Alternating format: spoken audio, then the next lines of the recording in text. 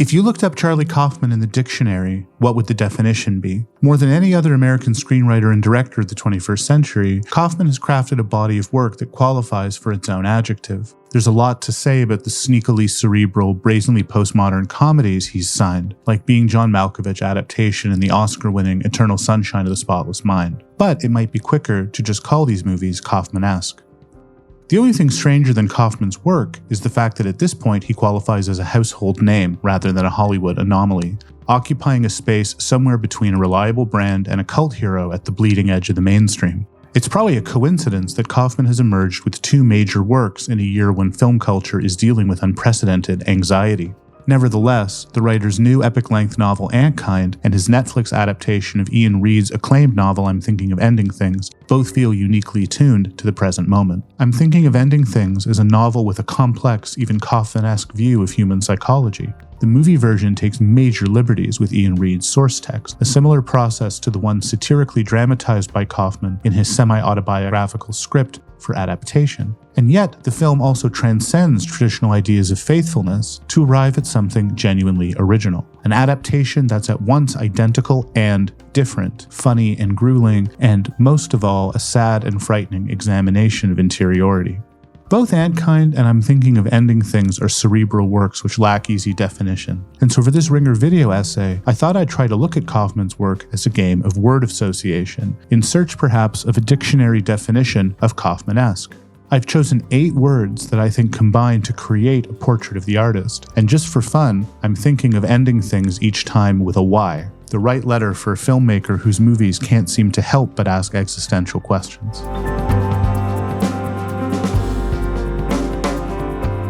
To begin, how to start. I'm hungry. I should get coffee. Coffee would help me think. But I should write something first, then reward myself with coffee. Coffee and a muffin. Okay, so I need to establish the themes. Maybe banana nut. In Adaptation, Nicolas Cage plays a frustrated, self-loathing screenwriter named Charlie Kaufman, struggling to transform a complex best-selling novel into a workable Hollywood movie. A self-portrait of the artist in the grip of extreme and paralyzing anxiety. By dramatizing his own real-life writer's block after he was asked to adapt Susan Orlean's non-memoir The Orchid Thief, Kaufman splits the difference between self-deprecation and self-actualization. The quote-unquote Charlie Kaufman we see in Adaptation fears betraying his principles in order to make something more accessible and commercial. This second sellout impulse is embodied by Adaptation's greatest invention. You want to hear my pitch? Charlie's twin brother, Donald Kaufman, another screenwriter who is the only purely fictional character in a movie that otherwise takes its cues from reality. Casting Meryl Streep and Chris Cooper as Susan Orlean and her lover and literary subject John LaRoche, as well as Brian Cox as screenwriting guru Robert McKee, who, in the film's most deftly self-reflexive sequence, lectures Kaufman's doppelganger about the drama inherent in what he calls the real fucking world. The real fucking world. First of all, you write a screenplay without conflict or crisis, you'll bore your audience to tears. Secondly, nothing happens in the world? Are you out of your fucking mind? Adaptation was nominated in 2002 for an Academy Award for Best Adapted Screenplay, a citation that Charlie shared with Donald, who goes down in history as one of the only fictional characters to ever compete for an Oscar. In the same year, Kaufman wrote a second script blurring the line between fiction and reality, and also adapted from a supposedly unfilmable memoir, Confessions of a Dangerous Mind, about the bizarre public and private life of Chuck Barris, who claimed in his unauthorized biography to have been a hitman for the CIA. In the script, Kaufman provocatively links Cold War-era cloak-and-dagger politics to mindless pop culture, attacking the same themes of personal versus mercenary principles as Adaptation from an even more oblique angle, in the process characterizing Barris as, among other items on his resume, an architect of 21st century reality TV. Well, I'm glad to meet you. I've seen The Gong Show. Oh, yeah. I think you're the most insidious, despicable force in entertainment today. Adaptation and Confessions of a Dangerous Mind are both movies that take liberties with reality, while also arguably using it as their subject, deliberately calling attention to their own use of poetic license. If Kaufman's signature is the warping of reality, then the screenplay for Being John Malkovich stands at the epicenter of his artistry, a primal scene erected on the 7.5th floor. The imagery of an office space slightly too small for its employees is Kaufman at his best, a satire of wage-slave claustrophobia that turns the idea of interiority itself into a sight gag. It's a small anomaly in the texture of everyday life that eventually turns into a rip in the fabric of the universe. The nod to Lewis Carroll's Alice in Wonderland is deliberate because the film concerns a portal that leads, for reasons unknown, through the looking glass and into the consciousness of a well-known Hollywood character actor. Sounds great. Who the fuck is John Malkovich? Where in Confessions of a Dangerous Mind, Kaufman had played with the idea of a character whose lived reality is like something out of a movie, Being John Malkovich imagines the life of somebody who actually makes movies for a living. A banal existence made surreal when John Cusack's Craig decides to use his time inside John Malkovich as an extension of his interest in puppetry. What begins as a surreal romantic comedy about a man caught between two women mutates into a meditation on personal control and even the nature of free will, with Malkovich sending up his own eccentric minor celebrity in a role that relegates him to an empty vessel, a human marionette to be piloted by a number of different characters, each with their own reasons for attempting to transcend their own biology and mortality by living in his head rent-free. So tell me about yourself. Huh? Well, I'm a puppeteer. And I've been... Check. Being John Malkovich's use of puppetry as a comic and symbolic motif has a metaphysical dimension, with the idea of the puppeteer as a kind of god mirroring the similar conception of the screenwriter as creator in Adaptation. Kaufman's fascination in the question of who's really pulling the strings is taken to a limit in the 2015 psychological drama Anomalisa, which updates old-school animation techniques to tell a story of millennial alienation and anxiety. Its characters are sophisticated 3D printed figures brought to life through the incremental and highly physical process of stop-motion animation, making the film a technological outlier in an era of CGI post-production. Anomalisa took 2 grueling years to make. Once again, Kaufman's methodology superimposes the extraordinary over the banal and vice versa. The special effects are used to tell the unremarkable story of a customer service expert named Michael, who is promoting his new book at a hotel conference in Cincinnati, depicted as a universe of dull, transactional spaces, and impersonal encounters rendered weirdly science-fictional by the movie's visual style. For Michael, played by David Thewlis, the trip serves only to magnify his existential boredom, until he meets another guest whose presence manifests as a strange and beguiling anomaly in an otherwise clockwork reality, in turn rerouting the film into a melancholy romance. Most people don't really like to look at me too much because, I think you're lovely. The most audacious conceit in Anomalisa is that every other character, regardless of their age, ethnicity, or gender, has the exact same face. Only Michael is unique. In the process, Kaufman perfectly visualizes the psychology of somebody who can't see beyond himself, and who can only perceive others through the lens of his own subjectivity. As a study of interiority, Anomalisa is suffocatingly on point. The crack in Michael's worldview, the anomaly, is Lisa, a stranger who captivates him first with her voice, heard through hotel walls. During their first meeting, Michael coaxes her to sing Cyndi Lauper's Girls Just Wanna Have Fun, a song whose upbeat lyrics contrast first humorously and then heartbreakingly with the character's shy demeanor. come home in the morning light. My mother says, when you gonna live your life right. Jennifer Jason Leigh's brilliant vocal performance cuts through the deliberate monotony of Thewlis's acting as Michael, and also that of Tom Noonan, who voices literally everyone else in the film. When Michael nicknames his new lover Anomalisa, it's a sign of devotion but also desperation, the projection of his longing for change and excitement onto a woman who can only sustain this illusion of difference for so long. A profoundly pessimistic love story, shot through with muted bolts of humane illumination, Anomalisa is a comedy about human nature. 2001's Human Nature, meanwhile, directed by Michel Gondry, is a love story about the comedy of anomaly. Here, a man raised in the wild by apes is targeted as a potential mate by a scientist whose rare hormonal imbalance has turned her into a self-styled outsider from her field and from society at large. An animal saved my life, so I decided to go live among them in the forest.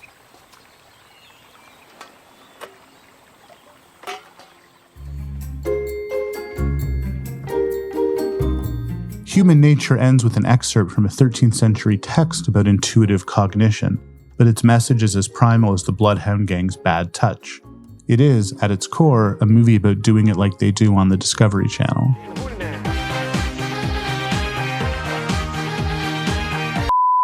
It's simple biology that draws Patricia Arquette's Lila Jute to Rhys Ifans' muscular monkey man Puff. But while Kaufman doesn't judge his characters for their lust, he makes sure to indicate early on that there is a looming disaster. The film is narrated from beyond the grave by Tim Robbins' straight-laced psychologist Dr. Bronfman, cloaking what is at its core an old-fashioned, fast-talking screwball comedy under a heavy veil of mortality. Human Nature is also preoccupied with memory, juxtaposing the point of view of each of its three characters in retelling the narrative through flashbacks. Like Being John Malkovich, its basic shape is that of a love triangle, with the over-civilized Dr. Bronfman and the wayward Puff representing different points along an axis of masculine behavior. Kaufman's love of weird science is evident in Human Nature, which sets up the even higher emotional stakes and increased poetic focus on memory in Eternal Sunshine of the Spotless Mind. The film, also directed by Gondry, deals with the anxiety of trying to repress biology. While it's also set in a recognizable reality, its science fiction premise involves a company that offers to erase bad relationships through a procedure resembling a partial lobotomy. My name is Joel Barish, and I'm here to erase Clementine Krasinski. Where Being John Malkovich imagined the consequences of getting into somebody else's head, Eternal Sunshine of the Spotless Mind deals with the violation, and also possible liberation, of having your brain renovated, while doubling, like Anomalisa, as a sort of deconstructed romantic comedy, in which love may or may not prove to be eternal. The quote goes, "How happy is the blameless vessel's lot, the world forgetting by the world forgot. Eternal sunshine of a spotless mind, each prayer accepted, and each wish resigned."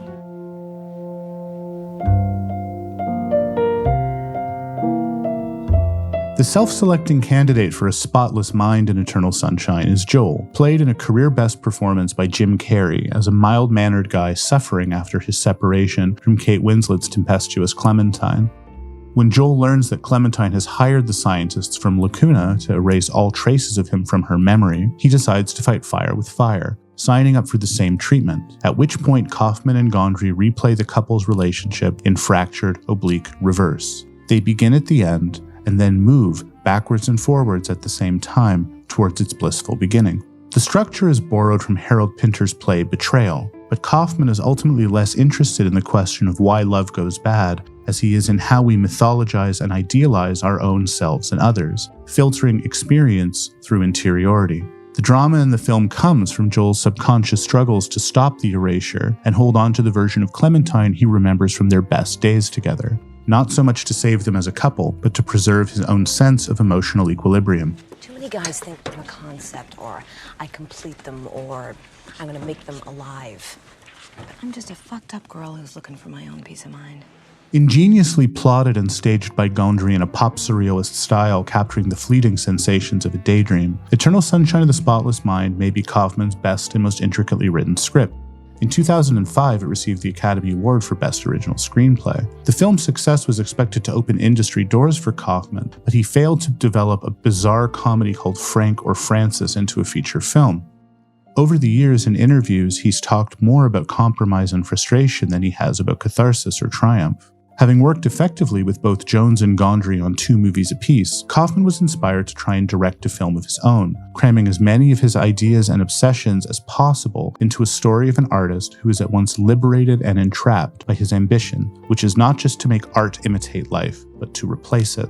In Synecdoche, New York, a theater director played by Philip Seymour Hoffman, another veiled version of Kaufman, wins a grant to create a multimedia experimental theater piece that ends up spiraling out of control. Besides examining the creative process in unforgiving, unflattering detail, Synecdoche, New York, which Roger Ebert called the greatest movie of the 2000s, is a movie about disappearance and forgetting, about the futility of trying to make something that will endure as anything more than a memory, and about the horror of confronting our own mortality. What was once before you, an exciting, mysterious future, is now behind you. Lived, understood, disappointing.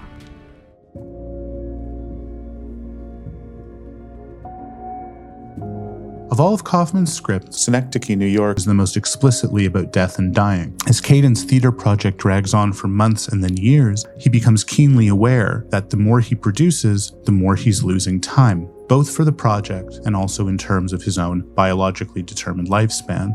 The sheer will required to reproduce every incident and interaction on an increasingly massive canvas, to the point of building a scale replica of New York inside a hangar-sized warehouse that must then itself contain a replica of the warehouse containing a replica of New York, is depicted by Kaufman as a mix of narcissism and humility. The individual disappears into the work, but the work is made in the image of the individual. A sight gag of a house perpetually on fire even as people live inside speaks to the concept of some inner, burning, unquenchable desire. Interiority as a 5-alarm blaze. There is a cautionary tale buried in Synecdoche, New York, and it is also probably Kaufman's most naked expression of mortality. The only reason that Caden refuses to think about ending things is because he's really all too aware of what comes next. But the most moving image of mortality in Kaufman's cinema came much earlier, in Adaptation, as Charlie Kaufman presides over the death of his twin brother Donald, a moment staged for maximum cheesy sentimentality, but which also transcends it. What begins as an ironic exercise in tear-jerking manipulation reveals itself through Cage's superb acting and Kaufman's uncanny sense of pathos as something deeply felt.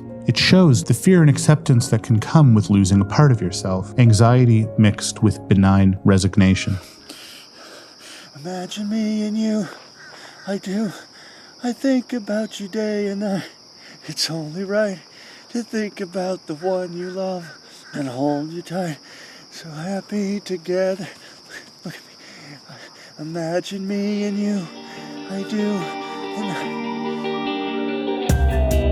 I don't want to say too much about I'm Thinking of Ending Things, a movie that in some ways defies the very concept of spoilers, but also benefits from knowing as little as possible going in, unless of course you want to argue that it's essential to read the book first. That part may be true, but either way the final product is undoubtedly Kaufmanesque, starting and ending with its treatment of interiority, a theme carried over from Reed's novel, but emphasized in Kaufman's script to the point where characters explicitly discuss it in the dialogue. It is a movie of distinctive interiors, beginning with the car that Lucy, played by Jessie Buckley, is riding in through a winter storm en route to dinner with the parents of her boyfriend Jake, played by Jesse Plemons. The farmhouse they arrive at is another, differently strange interior, and by the end of the film, a third and even more bizarre space will be discovered.